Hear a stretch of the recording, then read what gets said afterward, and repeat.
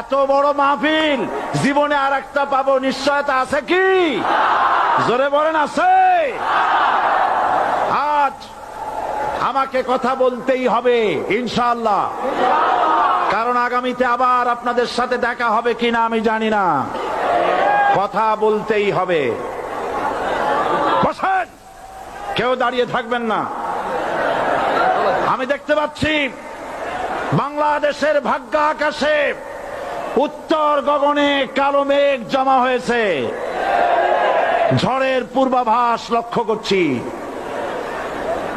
যদি মোকাবেলা করতে না পারেন সক্ষম ভাবে, এমন অন্ধকার গাঢ় কালো অমাবস্যার রাত আসতে পারে যার সুবে সাদেক হওয়া অসম্ভব।